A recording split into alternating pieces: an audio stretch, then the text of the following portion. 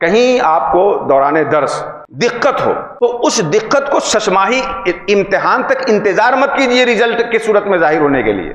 اگر کہیں آپ کو تعلیم میں کوئی دقت ہو رہی ہے تو جس شعبے کے استاذ ہیں پہلے ان سے آپ ملیے، رابطہ کیجئے، ایک چیز کو بار بار سمجھنے کی کوشش کیجئے، ان سے نہ سمجھ میں آئے دیگر استاذ سمجھیے۔ کبھی کبھی ایسا ہوتا ہے کہ بڑے ماہر استاذ ہیں اور کسی طالب علم کو ان سے نہیں سمجھ میں آ رہا ہے اور دوسرا اس سے کم مہارت رکھنے والا وہ سمجھا لیتا ہے، ایسا ہوتا ہے۔ اس لیے اگر ہم سے کوئی سمجھنے آیا اور ہم سے نہ سمجھا اور دوسرے سے سمجھنے گیا تو ہم کو برا بھی نہیں ماننا چاہیے، اور میں یہاں کے ساتھ جیسے اس طرح کی امید بھی نہیں کرتا ہوں۔ حضور داعی اسلام کا فیضان کرم ہے، وہ ہم سب کے لیے اس بات کی کوشش کرتے ہیں کہ دل میں اس طرح کی گندگی نہ آنے پائے، اور اللہ تعالی ہم سب کے دلوں کو صاف فرمائے۔ لیکن ایسا ہوتا ہے کبھی کبھی، آپ یہ بھی مت سمجھیے کہ فلاں مولانا صاحب تو بڑے قابل مانے جاتے ہیں، ان سے تو سمجھ میں آیا نہیں تو دوسرے سے کیوں پوچھیں۔ کہا جاتا ہے کہ اونٹ جب گم ہو جاتا ہے اور طلب کا شوق جنون کی حد تک پہنچ جاتا ہے تو آدمی چارپائی کے اندر جا کر کے اونٹ ڈھونڈتا ہے۔ بات سمجھ میں آ رہی کہ نہیں آ رہی ہے؟ تو جو بات سمجھ میں نہیں ہے وہ طالب علم ہی کیسا کہ بغیر سمجھے آگے بڑھ رہا ہے۔